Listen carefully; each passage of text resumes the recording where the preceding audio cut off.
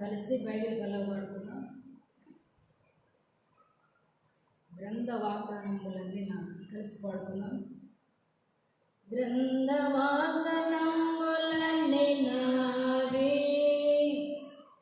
రాతి అంతయాము వరస వచనము,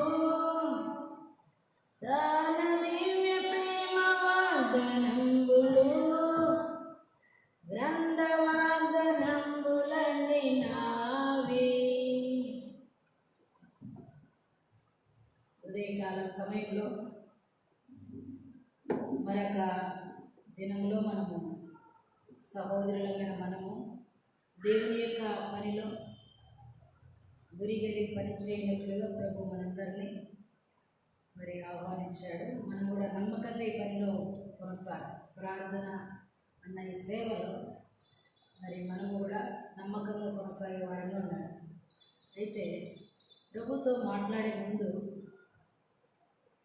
మరి మన యొక్క హృదయాన్ని మనము సమ్మతిపరచుకోవడం చాలా అవసరం. అందుకనే దేవుని యొక్క లేఖనాలు మనం విని మరి ప్రభుతో మాట్లాడేదానికి మన హృదయాన్ని మనం సిద్ధపరచుకుందాం.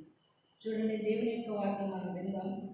ఆమోసు గ్రంథం 4వ అధ్యాయం. ఆమోసు గ్రంథం 4వ అధ్యాయము 12వ వచనము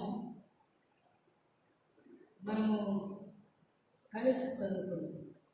ఆమోసు గ్రంథం 4వ అధ్యాయము 12వ వచనం. కాబట్టి ఇశ్రాయేలులారా, మీ ఎడల నేను ఇలాగునే చేయదును కనుక ఇశ్రాయేలీయులారా, మీ దేవుని సన్నిధిని కనబడుటకై సిద్ధపడుడి. మరలా చదువుతున్నాం. కాబట్టి ఇశ్రాయేలీయులారా, మీ ఎడల నేను ఇలాగునే చేయదును కనుక ఇశ్రాయేలీయులారా, మీ దేవుని సన్నిధిని కనబడుటకై సిద్ధపడుడి. ప్రార్థన చేసుకున్నాం ప్రభు యొక్క సహాయం కొరకై.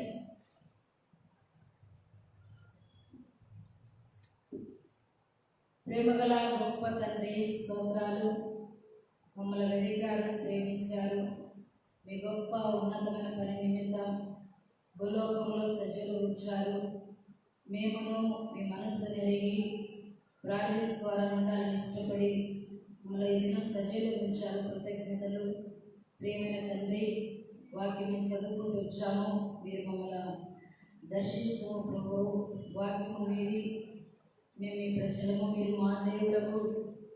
మా అందరిని మీరు దర్శించి మా మనసులను సిద్ధపరిచి మీకు మా కట్టుబడి ప్రతిదీ కూడా కొల్చబడి మీ రక్త శక్తి చేత శుద్ధి చేసి మీ కొరకైన పాత్రలు మమ్మల్ని బలపరుచున్నాను. యేసు ప్రభు నామములో స్తుతించి ప్రార్థించి అడిగి వేడుకొస్తున్నాను తండ్రి. ఆమేన్.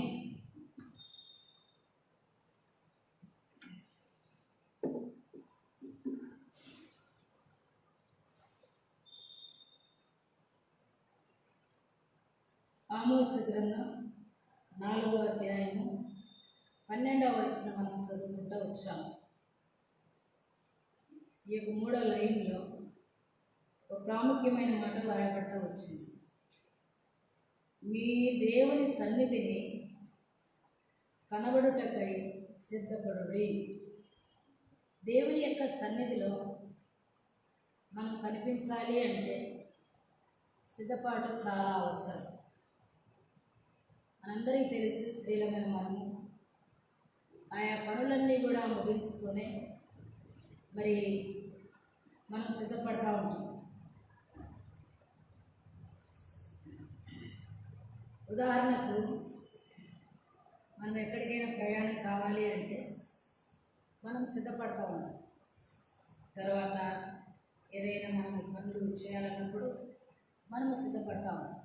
మరి దేవుని యొక్క సన్నిధిలో కూడా మనం కనిపించాలి అంటే సిద్ధపాటు చాలా అవసరం.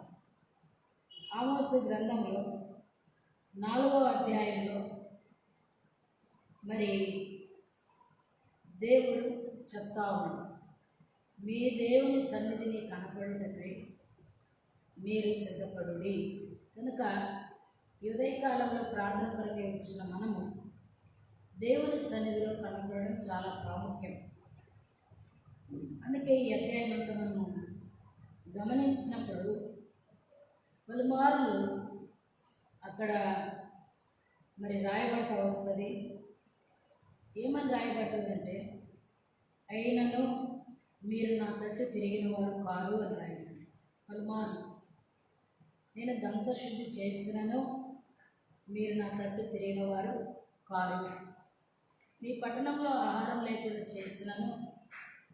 మరి ఆ యొక్క అంచులకు చెట్లని అవన్నీ కూడా ద్రాక్ష తోటలు అవన్నీ కూడా మరి ఆ గొంగలి పురుగు నష్టపరిచినప్పటికీ అయినను మీరు నా తట్టు తిరిగిన వారు కాదు. పలుమార్లు ఇదే మాట రాయబడుతూ వస్తారు మనము నిదానంగా అధ్యాయం చదివినప్పుడు. అయితే ప్రభు ప్రాముఖ్యంగా హెచ్చరిక చేస్తారు. ఏమని 12 వచ్చింది, కాబట్టి ఇశ్రాయేలీయులారా, మీ ఎడల నేను ఇలాగనే చేయదు కనుక ఇశ్రాయేలీయులారా, మీ దేవుని సన్నిధిని కనబడుటకై సిద్ధపడుడి. చూడండి, ఇశ్రాయేలీయులు దేవుని ప్రజలు, దేవుని యొక్క సొత్తు, దేవుని యొక్క స్వర్గీయ సామ్రాజ్యం. మీరే నా సొత్తు అన్నాడు ప్రభు. అటువంటి బిడ్డలతో ఉదయకాలం ప్రభు చెప్పే మాట, మీరు మీ దేవుని సన్నిధిని కనబడుటకై సిద్ధపడండి. చూడండి, మొట్టమొదట మనము మరి వాక్యం చదువుకుందాం.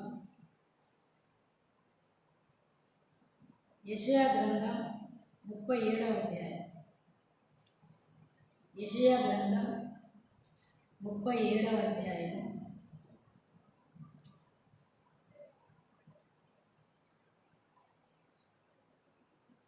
యెషయా గ్రంథం 37వ అధ్యాయం 14వ వచనం చదువుకుందాం. హిజ్కియా దూతల చేతిలో నుండి ఆ ఉత్తరం తీసుకొని చదివి యెహోవా మందిరంలోనికి పోయి యెహోవా సన్నిధిని దాన్ని విప్పి పరచి. ఈ అధ్యాయంలో మనకు తెలుసు, మరి హిజ్కియా కాలంలో మరి రబ్షాకే కేకలు వినపడతా ఉన్నాయి. మరి అంతేకాదు, అక్కడ ఒక సవాలు చేస్తూ ఉన్నాడు రబ్షాకి. మరి ఇటువంటి సమయంలో హిజ్కియా ఏం చేశాడు అంటే, మరి 14వ వచనంలో ఆ ఉత్తరం తీసుకొని చదివి యెహోవా మందిరంలోనికి పోయి యెహోవా సన్నిధిని దాన్ని విప్పి పరచి. ఉదయకాల సమయంలో రబ్షాకే కేకలు మరి హిజ్కియా మీద వేసినట్లుగా సాతానుడు అనేక సార్లు మానవుని హృదయాల్లో మరి రెంకలేసేదిగా, కేకలేసేదిగా, ఒత్తిడి చేసేదిగా, లోకంలో మరి విపరీతమైన పాపంలోని త్రోసేదిగా సాతానుడు ఉన్నాడు. మొట్టమొదట మరి ప్రభుని ఎరగని ప్రజలకు ఈ మాటలు గమనించండి, బైబిల్లో రాయబడతా వచ్చింది. అందుకే మరి దేవుని ఎరగని సమయాల్లో మరి ఈ రక్షకే ఏ రీతిగా కేకలేస్తూ వచ్చాడో ఆ రీతిగా మొట్టమొదటి సాతానుడు కూడా మానవుల హృదయాల్లో ఈ లోకమనే ఈ అరణ్యంలో మరి ప్రతి వారు తమకు ఇష్టమైన త్రోవ తొలగినట్లుగా మరి జీవించినట్లుగా మరి సాతానుడు పలుమార్లు మనుషులను ఏం చేస్తుందంటే నష్టపరుస్తూ వచ్చు. అందుకే ఉదయకాలంలో ఇంకా ప్రభుని ఎరగకుండా సాతాను యొక్క యుక్తుల చేతను నడిపించబడతా ఉంటే ప్రభు నిన్ను రక్షించాలని ఇష్టపడతా ఉన్నాడు. ప్రభు నిన్ను రక్షించాలని ఇష్టపడతా ఉన్నాడు. ప్రభు కొరకైన బిడ్డగా మరి నీ హృదయంలో ఉన్న ఆ యొక్క కలవరం, మరి సాతాను తీసుకొచ్చే ప్రతి విధమైన దుష్టత్వం నుంచి విడిపించటకే ప్రభు నీ కొరకు వేచి ఉంది. ప్రభువును అంగీకరిస్తే మరి గొప్ప రక్షణ కలుగుతుంది. ఇక్కడ బైబిల్లో మరి హిజ్కియా ఏం చేశాడు అంటే, దూతల చేతిలో నుండి ఆ ఉత్తరం తీసుకొని చదివి యెహోవా మందిరంలోనికి పోయి యెహోవా సన్నిధిని దాన్ని విప్పి, నీ హృదయం కూడా విప్పాలి. దేవుని సన్నిధిలో నీ హృదయం విప్పితే మరి మనం ఏమైపోతామంటే రక్షణ పొందుతాం. అందుకే మనందరికీ తెలుసు. చూడండి, మేడిపండు ఎలా ఉంటుంది, మరి చాలా మంచిగా ఉంటుంది. పైన మంచిగా ఎర్రగా చక్కగా రమ్యంగా కూడా ఉంటుంది మేడిపండు. కొన్ని కొన్ని స్థలాల్లో అరటి చెట్టు కూడా అంటుంది. అయితే ఇది అంజూరంలాగా చక్కగా గెలలేస్తుంది. చాలా మరి వాటి కోసం పిల్లలైనవి అందరు తినాలని ఇష్టం. అందుకే మేడిపండు పైన ఎలా ఉంటుంది అంటే మరి చక్కగా ఉంటుంది. దాని యొక్క పొట్టను విప్పినప్పుడు ఏముంటాయి చెప్పండి? పురుగులు ఉంటాయి. మానవుని హృదయం కూడా మరి విప్పబడకపోతే, మరి దేవుని సన్నిధిలో పరవకపోతే, దేవుని యొక్క సముఖంలోనికి రాకపోతే, మరి ఆ మేడి పండులో ఉన్న పురుగుల వల్లే మన హృదయం కూడా ఉంది. మార్కు సువార్త 7వ అధ్యాయం 21 వచ్చిన మనం అందరం చదివినప్పుడు మనందరికీ తెలుసు కూడా, అక్కడేముంది? లోపల నుండి అనగా మనుషుని హృదయంలో నుండి దురాలోచనలు, అక్కడ ఒక లిస్ట్ ఉంది. మరి ఇవన్నీ కూడా మనుషుని హృదయంలో నుండి వస్తాయి. అందుకే ఈ హృదయం విప్పబడడం చాలా ప్రాముఖ్యం. అందుకే కొంతమంది హృదయం విప్పకుండా సాతానుడు వేసే ఆయా దినాల్లో, మరి ఇజికియా దినాల్లో రబ్షాకే కేకలు వేసినట్టుగా సైతానుడు అనేక హృదయాలు, యవన బిడ్డలైతేనేమి, మరి ప్రభుని ఎరగని హృదయాలు కేకలు వేసినట్టుగా ఈనాడు అనేకులను మరణానికి లాక్కొని వెళ్తాం. మరి నీ జీవితం ప్రభు వైపు తిప్పినప్పుడే నీకు రక్షణ. ఒకసారి ఒక ప్రాంతంలో సిస్టర్స్ మీటింగ్ జరుగుతూ ఉంది. అక్కడ ఒక వృద్ధాపంలో ఉన్న ఒక సిస్టర్ రాలేదు. సరే, మేము ప్రార్థన చేసి ఎందుకు రాలేదని చెప్పి మరి 1 గంట సమయంలో మీటింగ్ అంతా ముగించుకుని వెళ్ళాను. ఆమెకు ఎంత వయసు అంటే 90 ఏళ్ళు ఉంటాయి. మరి మందిరానికి వస్తుంది. తన యొక్క కుమారుడు, కోడలు, మనవరాలు వాళ్ళు ఎవరు దేవుని నమ్ముకోలేదు. ఆ అమ్మాయి యవనిస్తురాలు చక్కగా అందంగా ఉంటుంది, చాలా అందంగా ఉంటుంది. అయితే ఆ పాప మరి తల్లిదండ్రుల మాట వినక లోకమనే మరి పాపంలో మునిగిపోయింది. మరి తండ్రిని దుఃఖపరిచిందిగా ఉంది. మరి ఏం చేశారు అంటే, మరి అమ్మాయి విషయమై మాట్లాడారు. అమ్మాయి ఇది పరిస్థితి అన్నారు. కానీ అమ్మాయి ఒప్పుకోలేదు. తర్వాత మంచి ఫోన్ కూడా తీసుకునింది కష్టపడి. దాని నుండి వచ్చే అపవిత్రత లేకుంటే ఆ అమ్మాయి మరి లోక సంబంధంగా లోకంలో మునిగిపోయి జీవిస్తాం. మంచి అవసరాలు చాలా అందంగా. నేను ఎందుకు ఈ మాట చెప్తానంటే, చూడండి, సాధారణ ఆ బిడ్డ యొక్క హృదయంలో మరి లోకం వైపు మరి తృప్త వచ్చాడు కనుక ఆ రీతిగా వెళ్తావచ్చు. తండ్రి తల్లి చూశారు, చేతగాలేదు. ఒకరోజు ఉదయకాలం రెడీ అమ్మన్నారు. ముగ్గురు రెడీ అయిపోయారు. దాదాపు ఒక ప్రాంతం అది.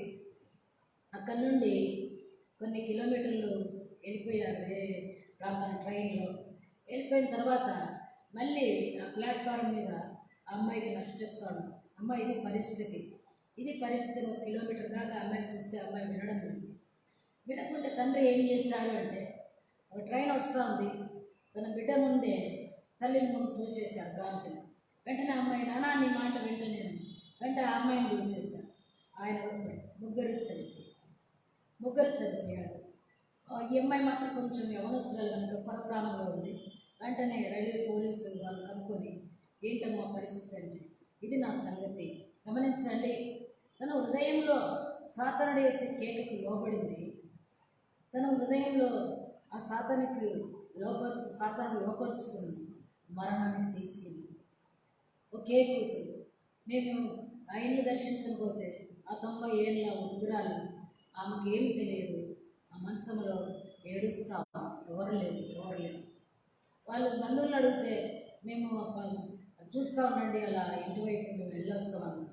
ముగ్గురు చనిపోయారు. గమనించండి, ఈనాడు సాతానుడు రబ్షాకే కేకలు వేసి రంకెలేసినట్లుగా అనేక హృదయాల్లో మరి దేనికి రంకివేస్తాడంటే లోకాన్ని వదలమని, ఆత్మహత్య చేసుకో, చనిపో, ఎందుకు నువ్వు లోకంలో, ఎందుకు ఈ కష్టాలు అని దేవుని ఎదురు ప్రజలు ఒత్తిడి చేస్తుంది.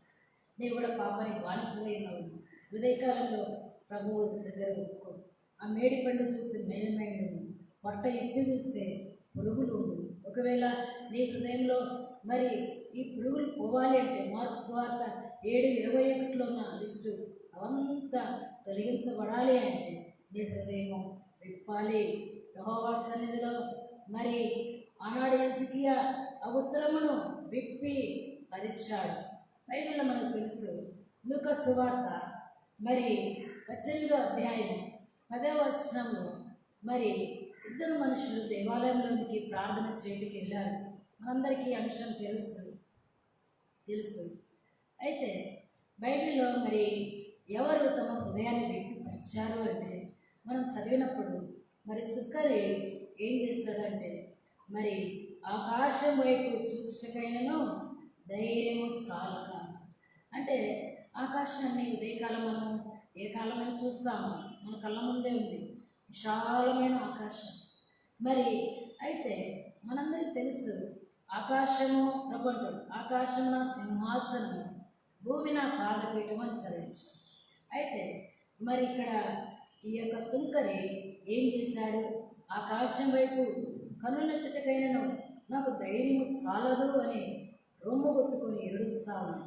అంతేకాదు మరి తను అంటా ఉన్నాడు, ఏమంటా ఉన్నాడంటే, దేవా పాపినైన నన్ను కరుణించను. ఇది హృదయం విప్పడము అంటే, ఇది విప్పడం. శంకరి ప్రార్థన దేవుడు ఆలకించాడు. అయితే పరిసయ్యుడు మరి నిలబడి ప్రార్థన చేస్తూ ఉన్నాడు. ప్రభు అన్నాడు, మరి ఆ యొక్క మరి శంకరి నీతిమంతుడిగా తీర్చబడతాడు. కనుక ఇదే కాల సమయంలో దేవుని సన్నిధికి వెళ్తూ కూడా దేవుని గ్రంథాన్ని మోస్తూ అన్ని వాక్యము వింటూ కూడా హృదయం యెహోవా సన్నిధిలో పరచకుండా రక్షణ పొందకుండా ఉంటే నేను నీవే మోసపరుచుకుంటాను. అందుకే ఇంత గొప్ప రక్షణను నిర్లక్ష్యం చేసినడల ఎలాగో తప్పించుకోడు. శంకరి గ్రహించాడు, నిజంగా దేవుని సన్నిధిలో మరి హృదయాన్ని పరిచాడు, నీతిమంతుడిగా తీర్చబడుతుంది. అతనికంటే ఇతడు నీతిమంతుడు, ఎంత గొప్ప భాగ్యం. ఇది మొదటి భాగం. రెండవ భాగంలోనికి మనం వెళ్ళిన తర్వాత ప్రభువు రక్తం చేత కడగబడి ప్రార్థన కొరకై వేచి ఉన్న బిడ్డల కొరకై కొన్ని మాటలు మనం చూసుకొని ప్రార్థనలోనికి మనం వెళ్దాం. యెహెజ్కేలు గ్రంథం 38వ అధ్యాయం. యెహెజ్కేలు గ్రంథం 38వ అధ్యాయం. యెహెజ్కేలు గ్రంథం 38వ అధ్యాయం 7వ వచనం చూడండి. 38వ అధ్యాయం 7వ వచనం 2వ లైన్లో ఉంది చూడండి. నీవు సిద్ధపడి వ్యక్తిగతంగా మనము సిద్ధపడాలి. ప్రభు యొక్క సన్నిధిలో మరి కనిపించట కొరకై మనం సిద్ధపడాలి. మరి నా జీవితం కూడా దేవుని యొక్క సన్నిధిలో కనపడుటకు మనము ఏం చేయాలి అంటే సిద్ధపడాలి. ఈ సిద్ధపాటు చాలా ప్రాముఖ్యం. మనము సిద్ధపడకుండా మరి ఎక్కడికైనా ప్రయాణం చేయలేము. ఒక భోజనము మరి ప్రిపేర్ చేయాలని మనం సిద్ధపరచుకుంటాం అన్నీ. మరి ప్రభు యొక్క సన్నిధిలోనికి మనం కనిపించాలి అంటే మనం సిద్ధపడాలి. ఎలా సిద్ధపడాలి అంటే బైబిల్లో మనందరికీ తెలుసు, యథార్థ హృదయంతో దేవుని సన్నిధానంకు చేరువును. ఉన్నట్లుగా మన యొక్క బలహీనతలు, మన యొక్క సమస్తమును కూడా మనం ఏం చేయాలంటే ఒప్పుకుండే వారంగా ఉండాలి. దావీదు అంటాడు, నీ సన్నిధిలో నా దోషంలో నేను కప్పుకొనకుండా ఒప్పుకుంటుని. కనుక ఒప్పుకోవడం చాలా ప్రాముఖ్యం.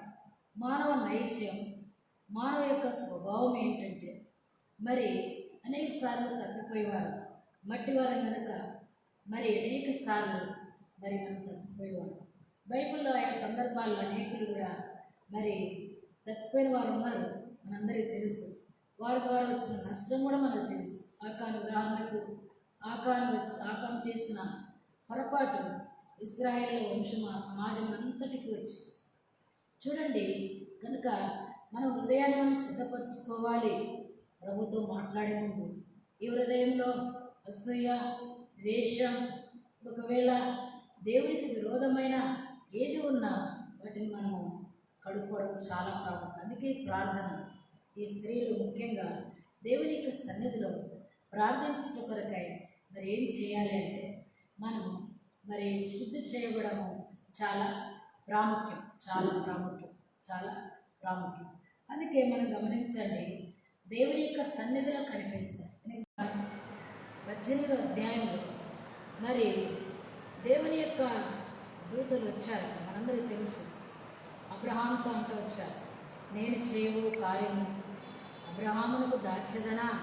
నేను ఒక కార్యం చేస్తూ ఉన్నా, ఒక పని చేస్తూ ఉన్నా, అది నేను అబ్రహాముకు దాచిపెట్టని చెప్పి మరి చెప్పారు. ఏమని చెప్పారు అంటే ఆదికాండం 18వ అధ్యాయం చూడండి, బైబిల్ తెరవండి మీరు ఎక్కడున్నా. ఆదికాండం 18వ అధ్యాయం మనం ఇక్కడ గమనించినప్పుడు ఆదికాండం 18వ అధ్యాయం చూడండి 20వ వచనం. మరి యెహోవా సొదొమ గొమొర్రాలను గూర్చిన మొర గొప్పది కనుకను వాటి పాపం బహు భారమైనది కనుకను నేను దిగిపోయి నా ఎద్దకు వచ్చిన ఆ మొర చొప్పుననే వారు సంపూర్ణంగా చేసినో లేదో చూసారు, చేయని ఎడల నేను తెలుసుకుందును అనేను. కనుక ఈ మాటలన్నీ కూడా మరి అయితే 22వ వచనం, ఆ మనుషులు అక్కడ నుండి తిరిగి సొదొమ వైపు వెళ్ళిరి. అబ్రహాము ఇంకా యెహోవా సన్నిధిని నిలుచుండెను.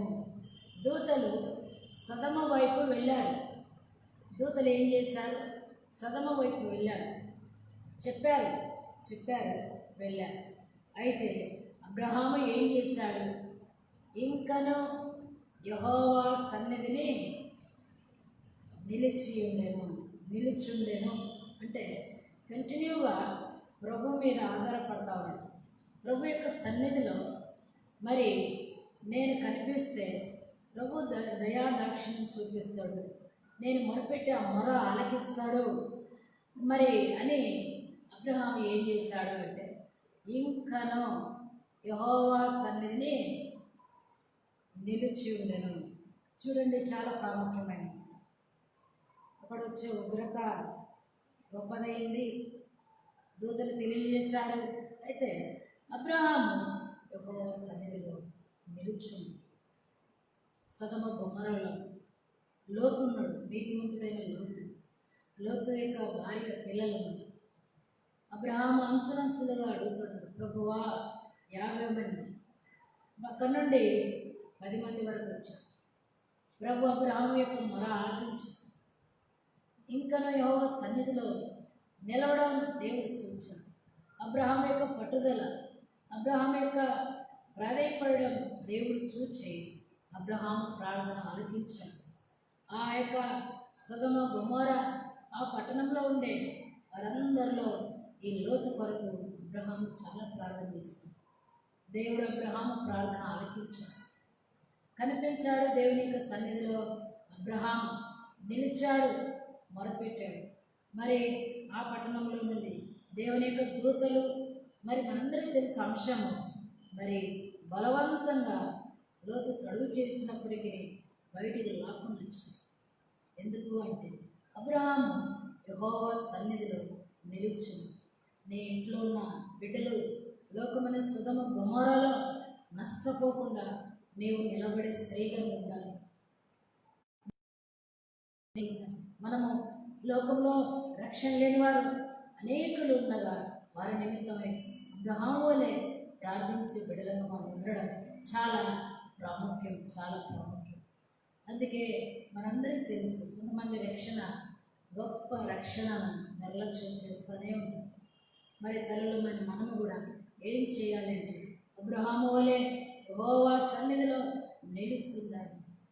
వారికి కమ్ముకున్న అంధకార దురాత్మల సమూహం మరి ఆత్మను మరి మరి నరకాన్ని తీసుకెళ్ళాలి. పలుమార్లు ఉంటున్న ఈ దినాల్లో మనం ఏం చేయాలి అంటే అబ్రహాం వంటి మనసు కలిగి ఇంకను యెహోవా సన్నిధిలో అబ్రహాము నిలిచి నిలబడతా ఉన్నావా? ఓడిపోయావు, చల్లారిపోయావా, ఆత్మీయంగా దిగజారిపోయావా?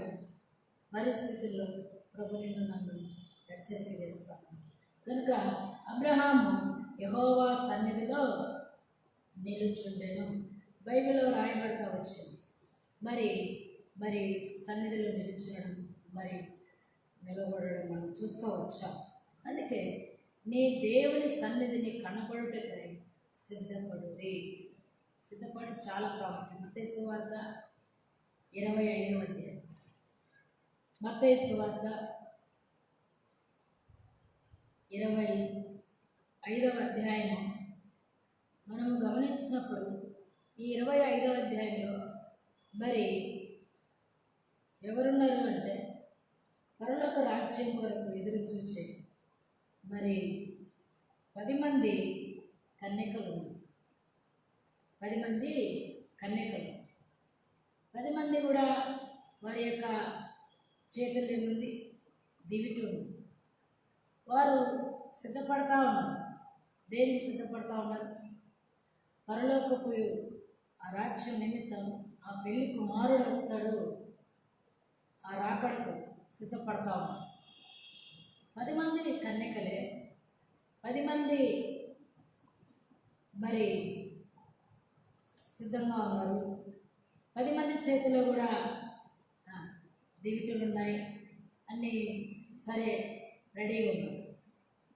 చూడండి బైబిల్లో రాయబడుతూ వచ్చింది. ఈ అంశం అంతా మనకు తెలుసు. అయితే కొన్ని మాటలు మనం చూస్తున్నాం. 6వ వచనము 5వ వచనం మనం చదివినప్పుడు అర్థమవుతుంది.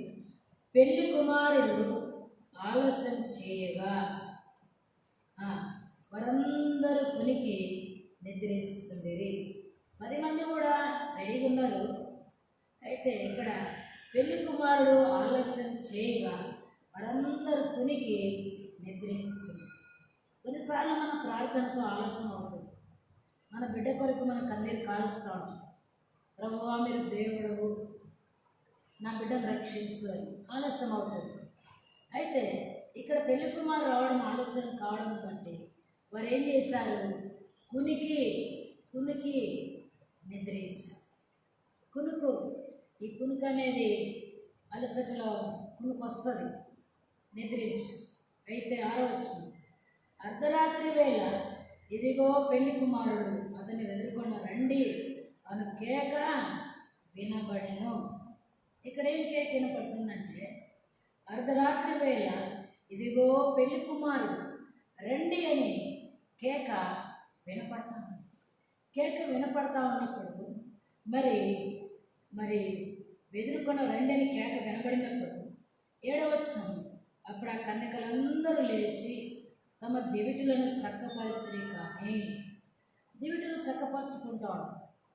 ఒకవేళ దివిటి మన చేతులు లేకపోయినా మన జీవితమే మనము ఒక పత్రికలముగా ఒక దివిటిగా ఈ లోకంలో ఆయన కొరకు ఎలిగేది. అయితే చక్కపరిచారు.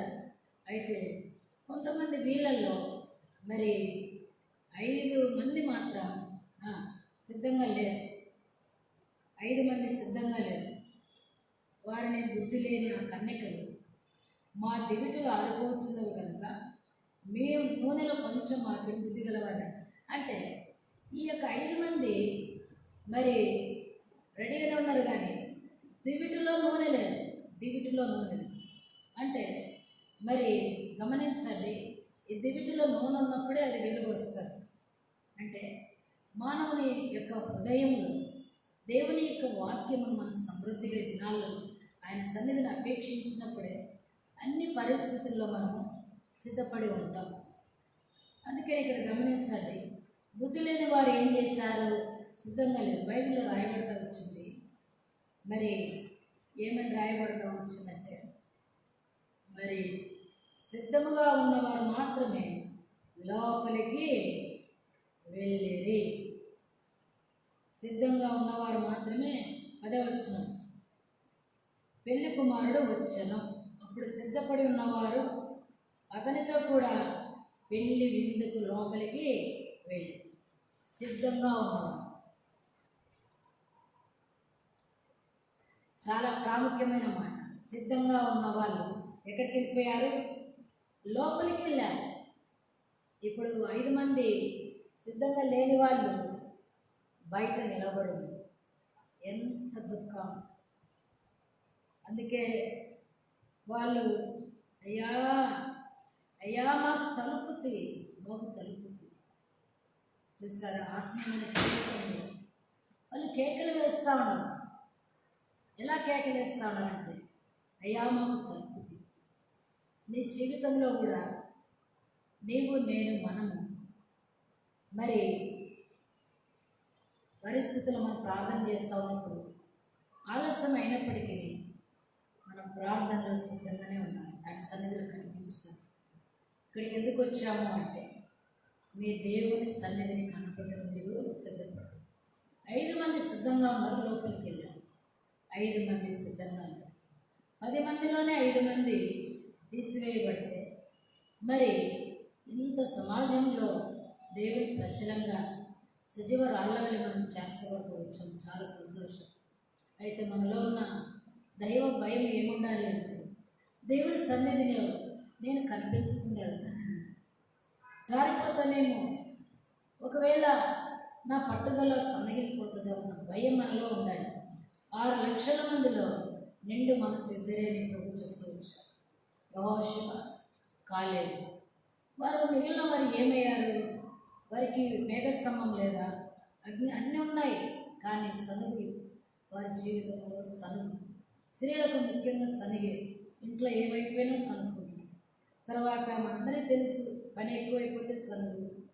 మరి కొంచెము బాడీ కష్టపడాలి అంటే, శ్రమ పడాలి అంటే సనుగు. కనుక ఇవన్నీ మనకు తెలుసు. ఇంకా అందుకే వారు సనిగి సంహారకుని చేత నశించేది. ఒకసారి దేవుని యొక్క స్వరం, దేవుడు నాతో మాట్లాడుతూ ఉన్నప్పుడు, నేను ఆరంభం నుంచి కూడా నాకు అంతకుముందు ప్రభువు గురించి తెలియదు. ప్రభు యొక్క స్వరం వింటూ మరి నేను ఉంటా ఉన్నప్పుడు ప్రభు నాతో మాట్లాడుతూ వచ్చాడు. ఒకసారి తెల్లవారుజామున 4 గంటల సమయంలో మరి దేవుని యొక్క మాట వినపడతా ఉంటే, నేను హృదయంలో నిశ్చయంగా నేను అనుకున్నాను, చదువుతాలే, తెల్లవారు చదువుతాలే, వాక్యం తెల్లవారు చదువుతాలే అని ఈ టైంలో ఎక్కడ అని మనసులో అనుకొని ఉన్నా. వెంటనే 1 కొరింథీ 10వ అధ్యాయము అక్కడ రాయబడి 10వ వచనం చదువు అది కూడా నేను తెల్లవారు చదివాను. అక్కడ రాయబడింది, సనగకుడి, వారు సనగి సంహారకుని చేత నశించిరి. ఈ మాటకు నీకు సనుగొస్తూ ఉందేమో, దేవుని స్వరం అంటే నీకు భయం లేదేమో, దేవుడు మాట్లాడే ఉద్దేశం తెలియక ఆత్మను సోమరిగా ఉన్నవేమని దేవుడు నాతో మాట్లాడవచ్చు. కనుక సనుగు కూడా మరి నష్టానికి కలగజేస్తుంది. దేవుని బిడ్డలమైన మనము కూడా సిద్ధపడడం చాలా ప్రాముఖ్యం.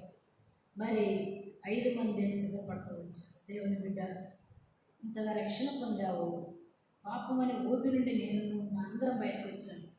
మన ఆశయం ఏంటంటే, ఆ పెళ్లి కుమారుని యొక్క కేకకు.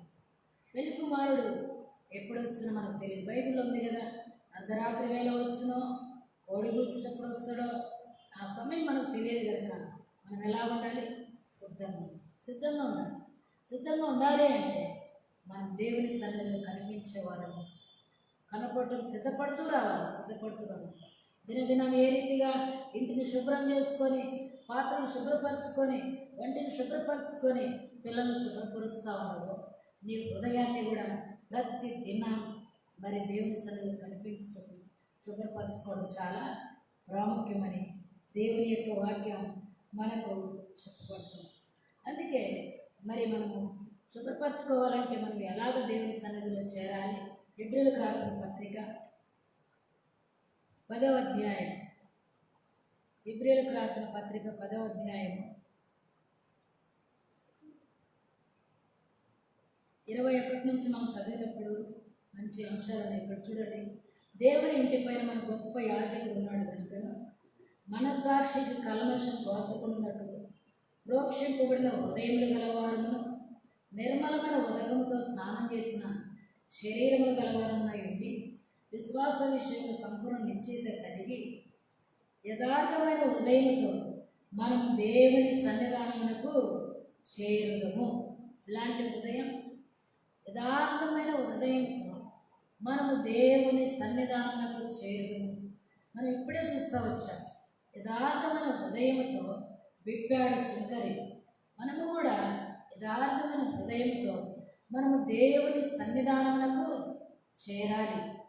యథార్థంగా మన బలహీనతలు కప్పుకొనకుండా ఒప్పుకోవాలి. ప్రభువా, నేను కోపిష్టిని, ప్రభువా నేను సనిగేదాన్ని, ప్రభువా మీ యొక్క లేఖనాలు నమ్మలేని దాన్ని, మరి ప్రార్థనలో సన్నగిలిపోయిన దాన్ని, మీ సన్నిధిలో నిలవలేని దాన్ని ఓపెన్గా మనము విప్పాలి. మన హృదయాన్ని విప్పి పరవాలి.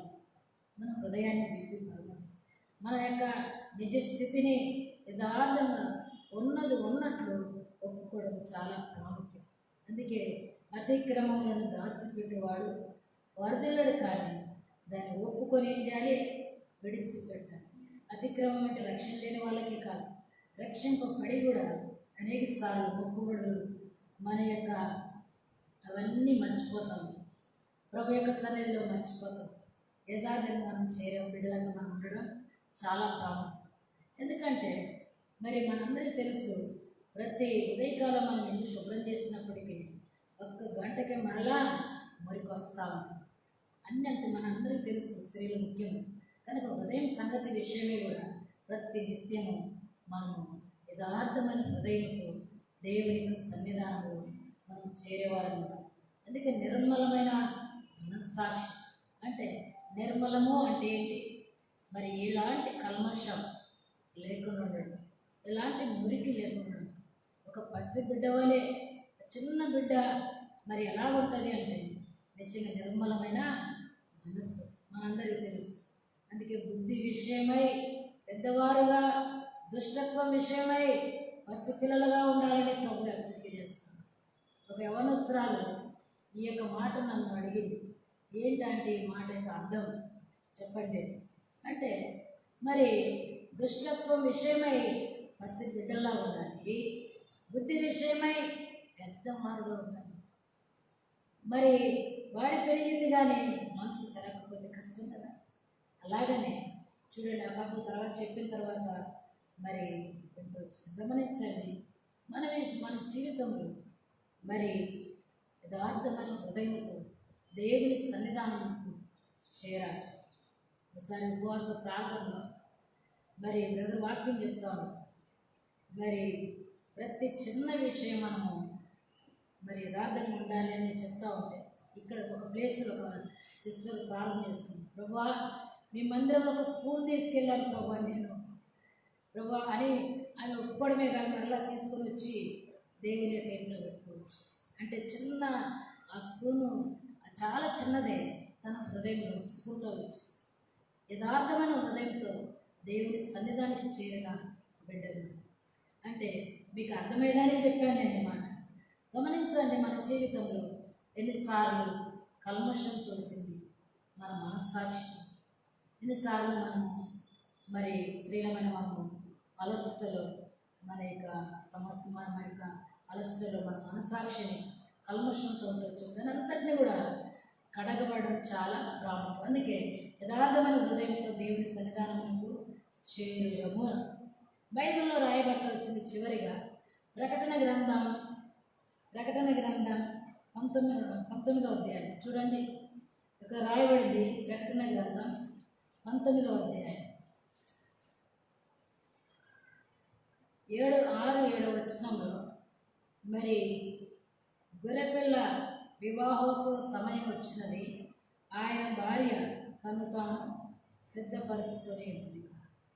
చూడండి, తను తాను సిద్ధపరచుకొని ఉన్నది. సంఘం గురించి వ్రాయబడింది, కానీ మన అంశము మరి అర్థమయ్యేదానికి మనం ఇక్కడికి వచ్చాము. తను తానే సిద్ధపరచుకో. మనము ఎవరో వచ్చి సిద్ధపరచం, ఎవరో వచ్చి సిద్ధపరచం. ఆత్మీయమైన జీవితంలో మనలో మనమే సిద్ధపరచుకోవాలి. ఆయన సన్నిధిలోనే కనిపించాలి. మరి ఈ మనస్సాక్షి విషయమై, ఈ హృదయం విషయమై, ఈ యొక్క జీవితం విషయమై ప్రభుకు నాకు ఉన్న మరి మనకు ప్రభుకున్న ప్రతిదీ కూడా అడ్డుగోడలు కూడా విషయమై మనం సమ్మతి పడేవారు ఉండాలి. స్త్రీలమైన మనం అప్పుడే దేవుడు మన ప్రార్థన ఆలకిస్తాడు. దేవుడు మన ప్రార్థన ఆలకిస్తాడు. జకర్యాతో అన్నాడు, జకర్యా నీ ప్రార్థన వినపడినది అని ఎందుకు అన్నాడంటే, ఆయన ధూపం వేస్తూ ఉన్నప్పుడు ఆ ధూపం మరి ఆ ధూపం వెళ్తూ ఉంటే ప్రభువు చూచి జకర్యాని ప్రార్థన వినపడినది. చూసారా? కనుక దేవుని బిడ్డలమైన స్త్రీలమైన మనము కూడా మన ప్రార్థన విన్నట్లుగా మనం ఏం చేయాలంటే మనలో మనమే సిద్ధపరచుకోవాలి. మనం ఎక్కడ చల్లారిపోయామో, ఎక్కడ మరి మొండికి తిరుగుతా ఉన్నామో, ఎక్కడ దేవునికి ఆయాసపరుస్తా ఉన్నామో, ఎక్కడ మనము దేవుని ఆత్మను దుఃఖపరుస్తా ఉన్నామో, ఎక్కడ మనము దేవుని ఆత్మను మరి ఆపుతా ఉన్నామో, దేవుని యొక్క మరి సంగతుల విషయమై ఎక్కడ మనం చలనం లేకుండా మనం ఉన్నామో, దీనంతటి విషయమై మనం ఏం చేయాలంటే మనము ఒప్పుకొని విడిచిపెట్టి మనలో మనమే సిద్ధపరచుకోవాలి. మనలో మనమే మరి ఏం చేయాలంటే సిద్ధపరచుకునే వారికి మనం ఉండాలి. అందుకే బైబిల్లో రాయబడతా వచ్చింది. మనందరికీ తెలుసు. చూడండి, చివరిగా మనందరికీ తెలుసు. చూడండి, రాయబడతా వచ్చింది. మనము మరి ఇర్మియా గ్రంథం 5వ అధ్యాయం 22వ వచనంలో మాటను చూడండి. ఇర్మియా గ్రంథం 5వ అధ్యాయం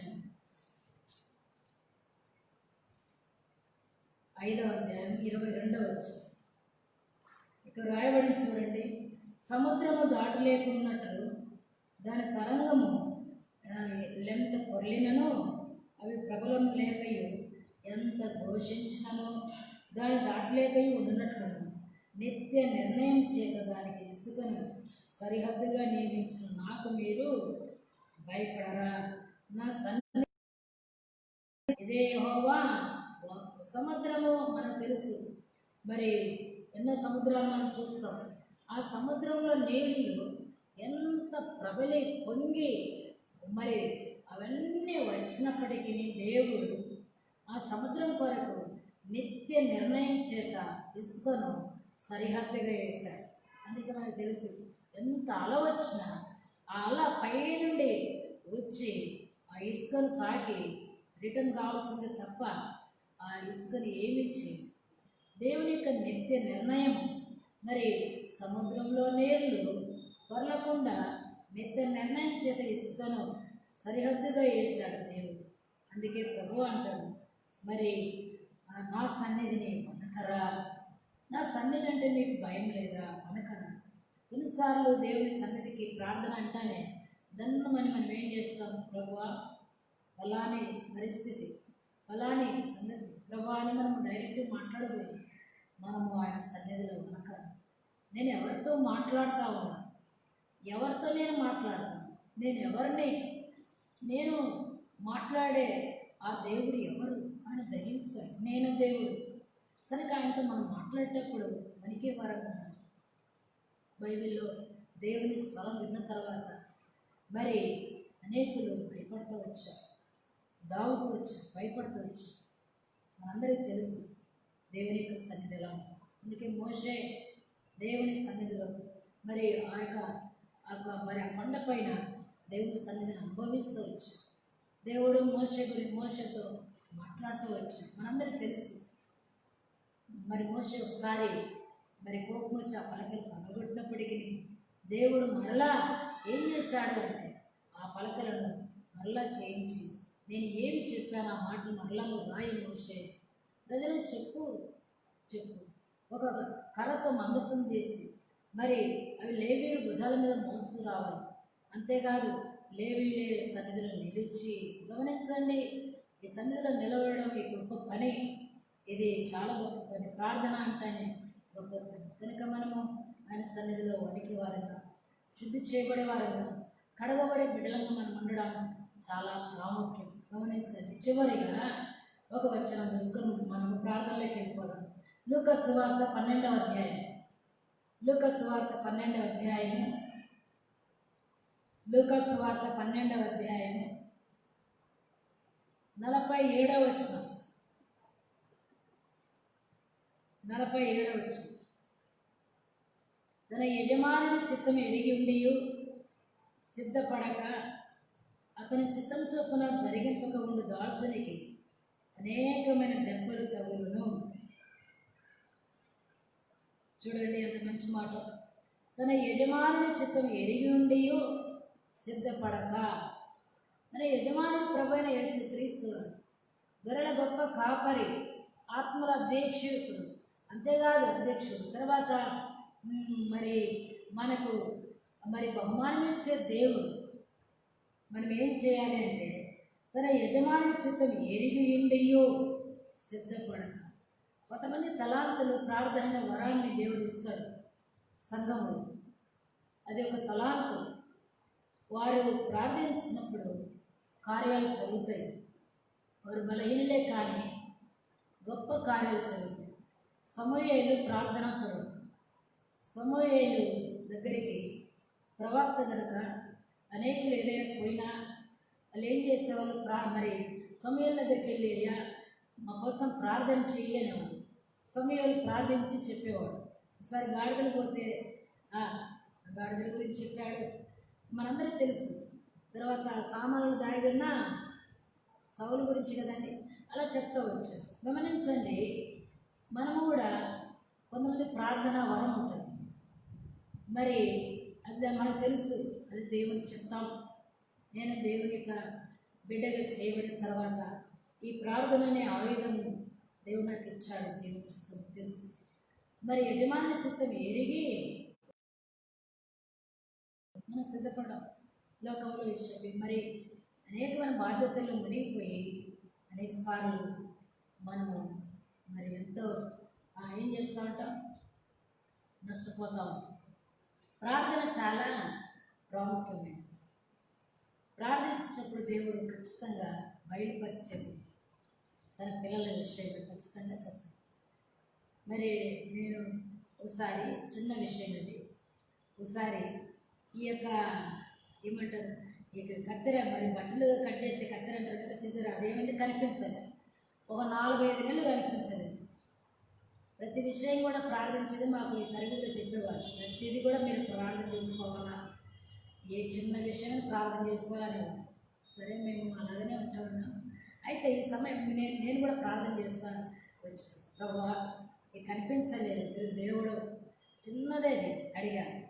అది ఎంత స్పష్టంగా కనపడుతుందంటే అది ఎక్కడుందో ఖచ్చితంగా కనపడుతుంది. ఇంక వెంటనే నేను వెళ్ళాను, అది అక్కడే ఉంది. దేవుని ఏర్పాటు గమనించండి. మరి విశ్వాసంతో మనం ప్రార్థించినప్పుడు ఒక చిన్న నశించిపోయి వస్తువే కనిపిస్తే దేవుని దైవ మరొకలు, దేవుని యొక్క మనస్సులో ఉన్న మాటలు దేవుడు మానవులకు ఇస్తాడు. అబ్రహాముకి ఇచ్చాడు. అబ్రహాముకు, నా స్నేహితుడైన అబ్రహాముకు నేను చేయబోయే కార్యం దాచగలను. కనుక దేవుని బిడ్డలమైన మనము మన ఇంటి పరిస్థితుల విషయం అయితేనేమి, మన బిడ్డల విషయం అయితేనేమి, మన బిడ్డల యొక్క భవిష్యత్తు విషయం అయితేనేమి, తర్వాత మారు మనసు లేని లోకస్తుల విషయం అయితేనేమి, వాళ్ళందరి కొరకు మనము ప్రార్థించే వారంగా ఉండాలి. అందుకనే ఈ వరమును మనము కలిగిన వారంగా ఉండాలి. మనం పోగొట్టుకోకూడదు. యజమాని చిత్తం ఎరిగి ఉండి అలాగ చేయని వారికి ఏముంటుందంట, జరిగింపక ఉండు దాసునికి అనేకమైన దెబ్బలు తగులును. అనేకమైన దెబ్బలు తగులును. ఒకసారి వృద్ధురాలు, ఆ పేరు నాగభూషణమ్మ, అక్క నాకు మోకాలు నొప్పులు వస్తాయి, నా కోసం ప్రార్థన చేయండి. నేను అనుకున్న ఆమె వృద్ధురాలు, నేనే ఇప్పుడు ఎవరొస్తాలి, మోకాలు నొప్పులు ఎలా ఉంటాయి, ఎందుకు సారిగా అలా చెప్తాను మేమే అని నా మనసులో అనుకుంది. అంతే, దేవుడు నాకు కూడా మోకాలు నొప్పులు ఏంటో ఆ రోజంతా అందించాడు. ఇంకా నేనేం చేశానంటే, నాకు స్టార్టింగ్ నుండి కూడా ఒక అలవాటు ఏంటంటే, నేను వేరే వాళ్ళ కొరకు ప్రే చేసి నా రోగం బాగైతుంది. నేనేం చేశాను, మొత్తానికి ప్రార్థన చేశాను. నేను సన్నిధానం కాబట్టి మోకాళ్ళ నొప్పులు నాకు వచ్చాయి. ప్రార్థన చేశాను, ప్రభా నన్ను క్షమించు, నాకు తగ్గించు ప్రభు. తర్వాత నామకృష్ణం కోసం చేశాను. దేవుడు గొప్ప దేవుడు, ప్రార్థన ఆలకించి ఆ మోకాల నొప్పులు తీసేస్తాం. అంటే చిన్న చిన్నవి మనం నేర్చుకుంటాం ప్రార్థన చేసిన, అంతేగాని మనము పరిపక్వతలోనికి సంపూర్ణతలోనికి రాలేదు. అంటే గమనించండి, యజమాని చిత్తం ఎరిగి నీవు అలాగే జరిగిపోయిన వానికి ఆ దాసునికి అనేకమైన దెబ్బలు తగులుతాడేమో. ఏది సన్నిధిని ఎరగక వ్యర్థమైన వాటేందు లోకములో నిమగ్నమై సమయాన్ని నష్టపరుచుకుంటూ ఉన్నాను. అందుకే ఆయన సన్నిధిలో సంపూర్ణమైన సంతోషము, ఆయన కుడి చేతిలో నిత్యము సుఖము లేని లోకంలో ఆయన సన్నిధిలో నీకు సుఖం వస్తుంది. ఆయన సన్నిధిని కోరి, ఆయన సన్నిధిలో నిలిచి, ఆయన సన్నిధిలో యథార్థమైన హృదయంతో చేరి, మరి ఆయన సన్నిధిలో మనము వనికి ఆయన చిత్తం నెరవేర్చిన బిడలంగా ఉంది. ఆయన సన్నిధిలో మనము సిద్ధపడి ఆ పెళ్లి కుమార్తె కొరకు 5 మంది ఏ రీతికి సిద్ధపడిన వారు వెళ్ళారు ఆ రాకడ కొరకై మనమే సిద్ధపరచుకోవాలి. ఈ దినాలు ఎక్కడ చేసిన కలవరాలు, విపరీతమైన రోగాలు, తెగులు, కరువులు, మరి యుద్ధాలు, భూకంపాలు, కుటుంబాలను నెమ్మదిలేని పరిస్థితులు, ఇవన్నీ కూడా దేవుని యొక్క కార్యాలకు, దేవుని యొక్క పని కొరకై భారాలు భయపడే దినాలు దేవుని పిల్లలమైన మనమే ప్రోత్సాహపరచుకునేటువంటి సన్నిధిలో ప్రభు యొక్క సన్నిధానంలో చేరే విధంగా ఉండి ప్రతిఫలం పొందుగా ప్రార్థన చేసుకుందాం.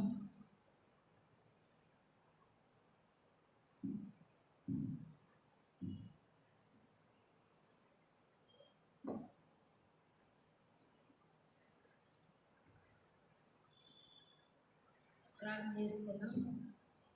దేవుని మాటలు వింటూ వచ్చాము. ప్రభుత్వం సమ్మతిపడి ప్రభు యొక్క సన్నిధానం చేయటకు మనము సిద్ధపడి ప్రార్థన చేసుకుందాం. ప్రేమగల గొప్ప తండ్రి, స్తోత్రాలు. ఉదయకాల సమయంలో మీ బిడ్డలమైన మాకు ఇచ్చిన మీ మాటల కొరకై స్తోత్రాలు. ప్రభువా, మీరు మమ్మల్ని వెదికారు, రక్షించారు. స్తోత్రాలు. ప్రేమైన తండ్రి, దేవా, మీ దేవుని సన్నిధిని కనబడటకై మీరు సిద్ధపడుడి అని సెలవించారు. ఆనాడు అబ్రహాము మీ సన్నిధిని నిలిచాడు తండ్రి. మమ్మల్ని కూడా నింపుము, నిలబడి విడలంగా ప్రార్థించేవారుగా మమ్మల్ని మీరు సిద్ధపరిచేయ. స్తోత్రాలు. ఎన్నోసార్లు ఈ భాగ్యాన్ని పోగొట్టుకొని లోకంలో అలసటతో, సనుగుతో జీవిస్తూ వచ్చాను. క్షమించండి యేసు ప్రభువా. దేవా, నాడు 5 మంది సిద్ధపడిన వారి లోపలికి వెళ్తూ వచ్చాను. ఆ పెళ్లి కుమారుడికి కేకబెట్టి వచ్చాను. దయగలిగిన మా తండ్రి, మరి ఆ గొర్రెపిల్ల వివాహోత్సవ సమయం కొరకు మరి అవి ఏ రీతిగా తానే సిద్ధపరచుకుంటూ వచ్చింది. మేము కూడా ఆత్మీయంగా సిద్ధపడటకు కృపను గ్రహించాము. ఎన్నోసార్లు ప్రభువా, మేము మా హృదయము మీ ఎడల యథార్థంగా మిమ్మల్ని సేవించలేకపోతే వచ్చాము. క్షమించండి.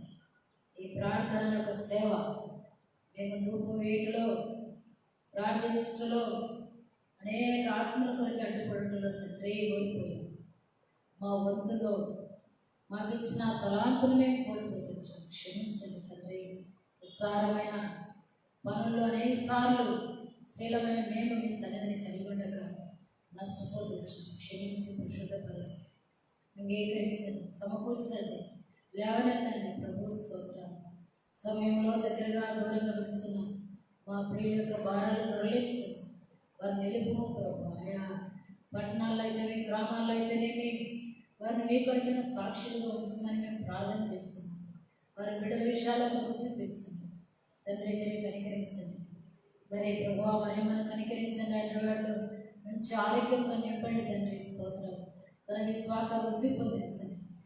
తన గృహంలో మీరు ప్రవేశించండి. దేవాతన కుమారుని వారికి రక్షించండి. అంధకార దురాత్మ సమూహాన్ని గద్దించండి. మీరెవరో బయలుపరచుకోండి. మీ బాహువులు చాపము ప్రభు, మీ దక్షిణాస్త బలము దేవా మేము ఒక కాంతి విజయం ఇచ్చడం సహాయం చేయండి ప్రభు. స్తోత్రాలు.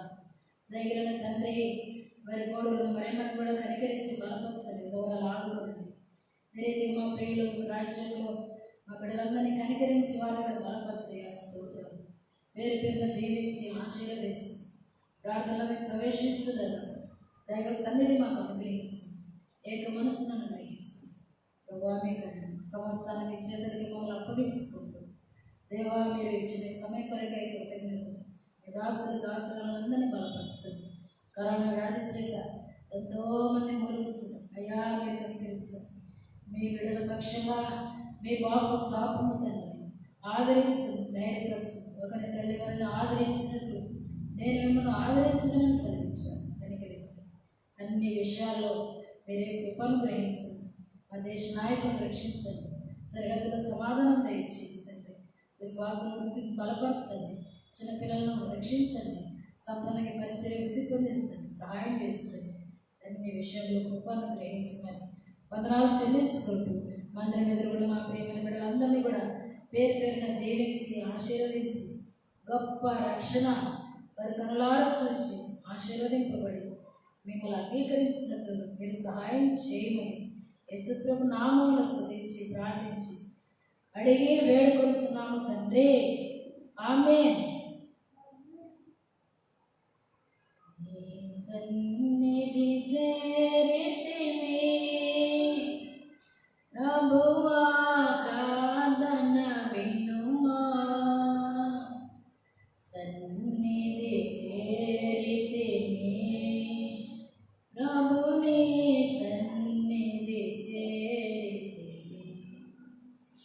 నీ సన్నిధి చేరితిమి, నీ సన్నిధి చేరితిమి. Praise the lord.